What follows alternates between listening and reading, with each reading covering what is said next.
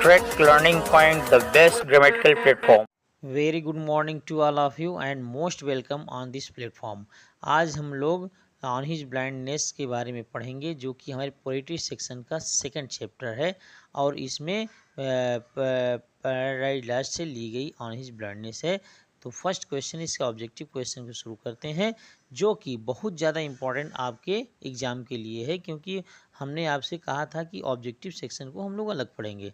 तो first question is the poet of on his blindness is, यानी on his blindness का जो poet है उसका क्या नाम है। तो सभी लोग बहुत अच्छे से परिचित हैं, जॉन मिल्टन है।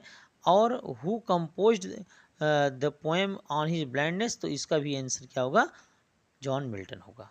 ओके, एनी प्रॉब्स, इसमें समझने में कोई दिक्कत नहीं होनी चाहिए। ऑन हिज ब्लाइंडनेस किसने लिखा है, जॉन मिल्टन ने लिखा है, जो कि द पैराडाइज लॉस्ट से लिया गया है। Next question is the a man should be absolutely, क्या मतलब क्या होना चाहिए, मर्सीफुल होना चाहिए। किसी मैन को क्या होना चाहिए, मर्सीफुल होना चाहिए।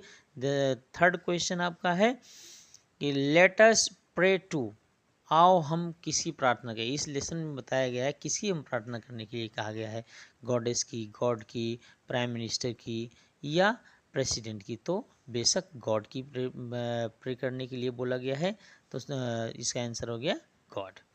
नेक्स्ट क्वेश्चन है आपका, गॉड नीड्स प्योर, क्या चाहता है God, heart, soul, conscious, man.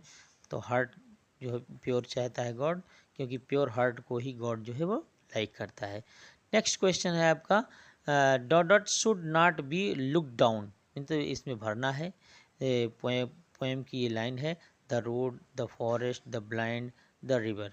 तो इसमें क्या आपके सेंस में सच है, तो the blind should not be look down, क्योंकि ब्लाइंड ही नीचे नहीं देख सकता है, बाकी सब लोग तो देख ही सकते हैं। 6 नंबर क्वेश्चन है, Surdas was also a poet, big, large, small, great. तो बेशक वो ग्रेट पोएट ऑफ इंडिया थे सूरदास, और he is called Milton of India, वो इंडिया के मिल्टन कहे जाते हैं सूरदास। तो he was a great poet.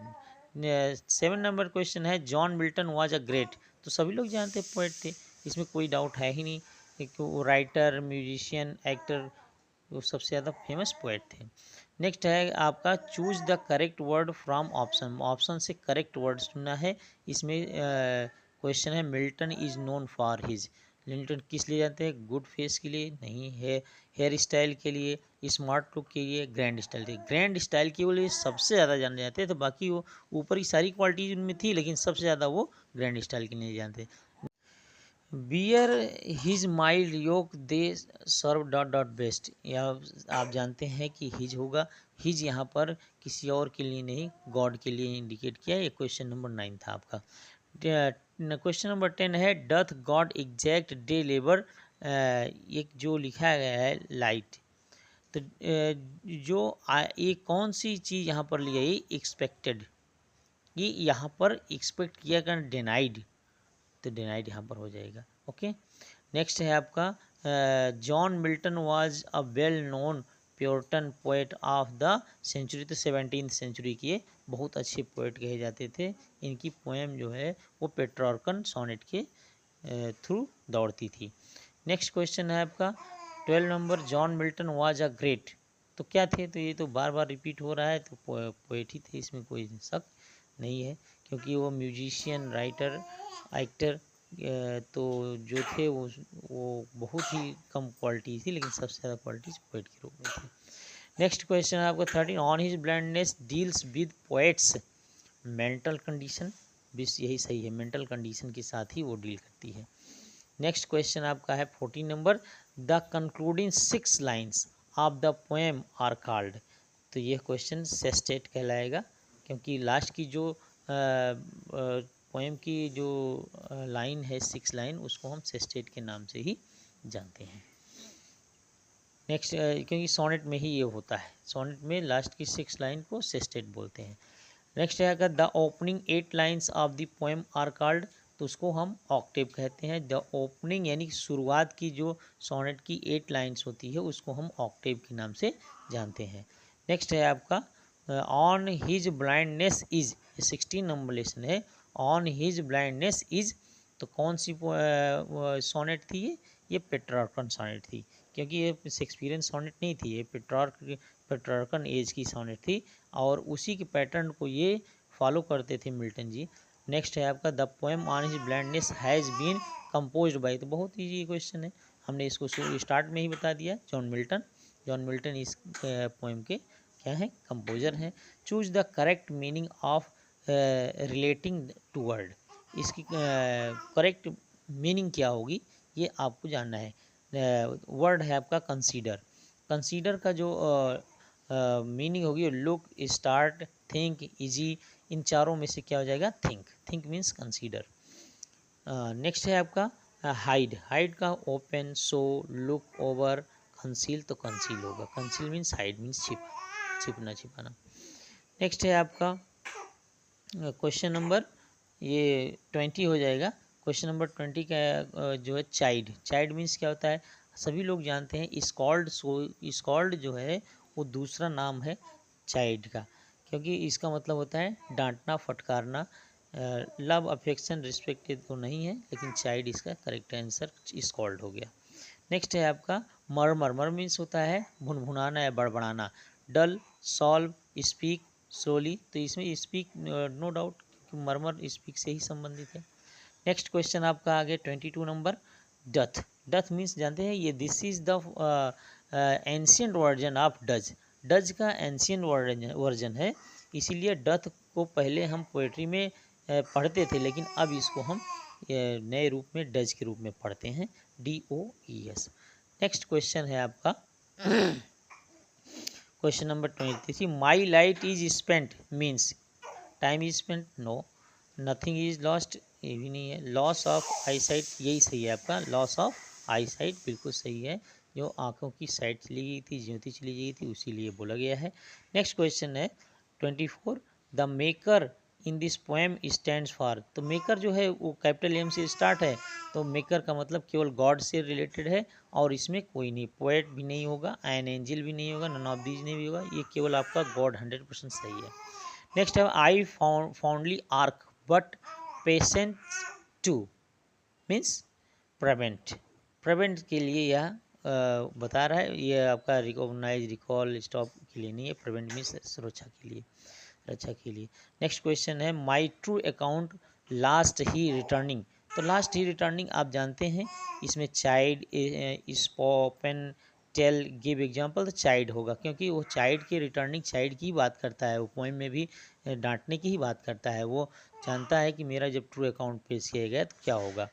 When I consider how my light is, तो बिल्कुल स्पेंट, एक पोएम की ही लाइन है, इसको आपको याद होना चाहिए। गॉन, लॉस्ट और आपसे कोई मतलब, स्पेंट इसका 100% सही आंसर है। Choose the correct spelt word, यानी कि स्पेलिंग कौन सी सही है, इसी को हमें ध्यान में रखना है। 20 नंबर 8 है, 28 क्वेश्चन में सोनेट में SONNET यानी बी ऑप्शन आपका बिल्कुल करेक्ट है, SONNET सोनेट। नेक्स्ट क्वेश्चन आपका हो जाएगा 29 नंबर योक का जो आंसर होगा YOKE योक का करेक्ट स्पेलिंग यही हो जाएगी। नेक्स्ट आपका जो क्वेश्चन नंबर 30 है, उसमें आपका कह रहा है कि कौन सा एजुकेशन नहीं, एजॉकेशन, तो एजॉक्शन ये तो आप जानते हैं कि गलत है, education EDUCATION, C number option बिल्कुल सही है, क्योंकि एजुकेशन की स्पेलिंग यही होती है।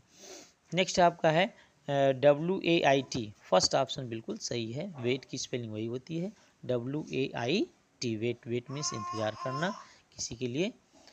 नेक्स्ट है आपका लेसन, LESSON भी गलत है, LOST ये बिल्कुल सही है, लॉस्ट आपका सेकेंड बी ऑप्शन बिल्कुल करेक्ट है, इसकी करेक्ट स्पेलिंग लॉस्ट, LOST।